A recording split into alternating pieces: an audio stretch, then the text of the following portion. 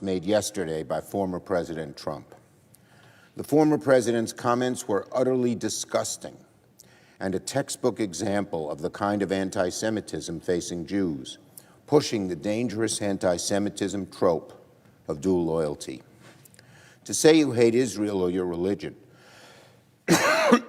excuse me, to say you hate Israel or your religion because you have one political view over the other is sick, it's hateful. It is unadulterated anti-Semitism, and it serves to use Israel as a political wedge, further damaging the bonds between U.S. and Israel. I've always tried through the years to keep everything we do on Israel bipartisan, and to use it for partisan purposes hurts Israel, hurts America, and displays how low Donald Trump would go.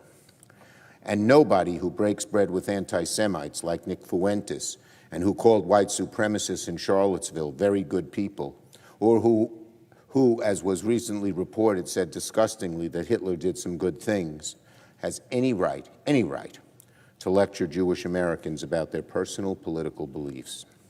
I condemn the former president's irresponsible comments and urge others from both sides, to do the same. Now on approach. Congress has less than a week to finish the job of fully funding the government for the remainder of the fiscal year. We all know it's been a difficult, drawn-out appropriations process for everyone in Congress. Appropriators in both chambers, their staffs, my staff, and I have kept at this for months. But today, we have good news. Earlier this morning, I announced that negotiators from both parties reached an agreement last night on the final 6 appropriations bills. We now have a bipartisan agreement for defense, financial services, homeland security, labor, HHS education, the Ledge branch, and state and foreign ops.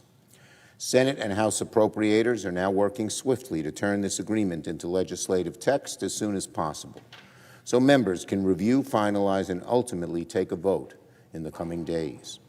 Once the House sends us a funding package, I will put it on the floor of the Senate without delay. Now, it's a very good sign that we begin the week by announcing this agreement, but I want to be clear, there's a lot of work to do in the coming days. If both parties proceed in the same manner we did 2 weeks ago, quickly, constructively, and without unnecessary partisan dithering, then I'm hopeful we can finish the appropriations process without causing a lapse in government services. We haven't had a government shutdown since 2019. There's no good reason for us to have one this week, now that we're getting very close to finishing the job. On Ukraine, Mr. President, it's not an exaggeration to say that right now, the survival of the Ukrainian people, the fate of American leadership in the world, and the odds of victory for Vladimir Putin depend a lot on what Speaker Mike Johnson does in the near future.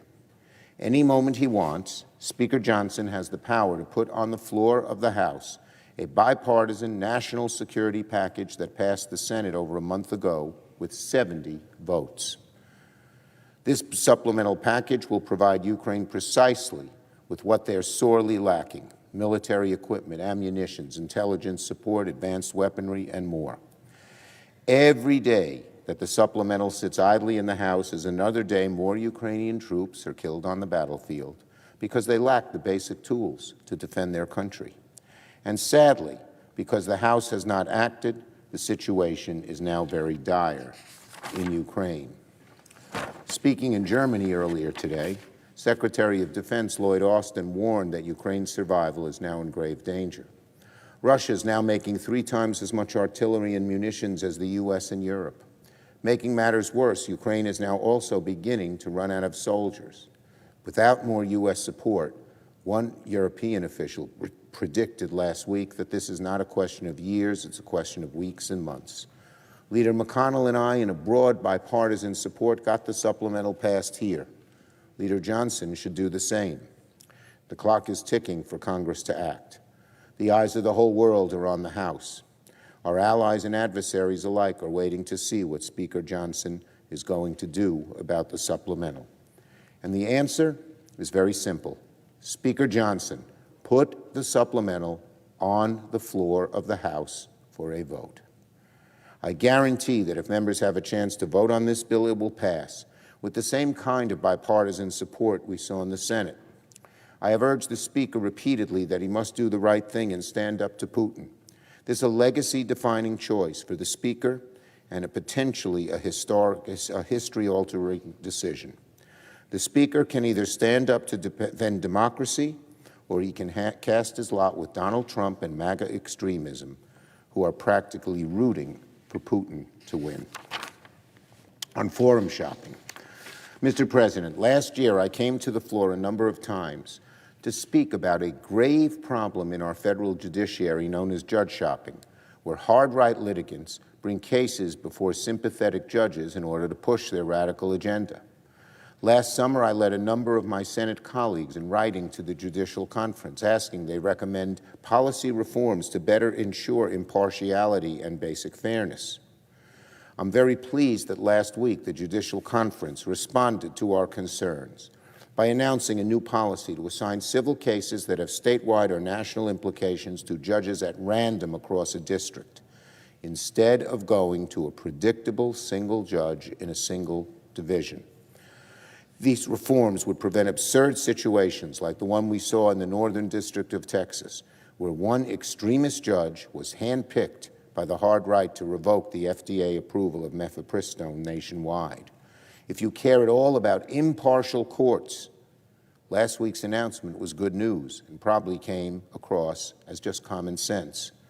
So it was quite striking and, frankly, deeply troubling to see the Republican leader come down to the floor last week and excoriate the Judicial Conference's announcement. The Republican leader accused the conference of taking the bait of partisan Democrats, as if randomly assigning judges is inherently partisan. The Republican leader seems to want to see judges be handpicked when we know their views already to make decisions. That flies in the face of justice. He claimed that it's not the place of senators to weigh in on how the courts administer themselves. Well, Congress created the Judicial Conference a century ago precisely to recommend policy updates like this. We all know what, of course, the deal is here. The Republican leader is fuming because these recommendations would make it harder for hard-right partisans to hijack our courts for their purposes. Leader McConnell is not even pretending to hide his partisan motivations in this case, and that's deeply damaging to the trust of our courts. I would encourage the Republican leader to focus more on finding ways to restore trust in the judiciary than defending an obviously abusive practice that most Americans would oppose. And I believe that Congress has a duty to conduct oversight of the federal judiciary.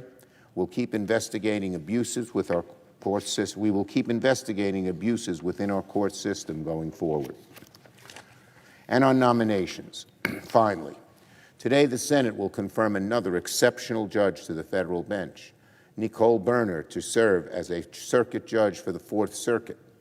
Ms. Berner is an accomplished labor lawyer with over 17 years of experience fighting for working people as general counsel at the SEIU, one of the largest unions in the country. Once confirmed, Ms. Berner would also make history as the first openly LGBTQ person to serve on the Fourth Circuit.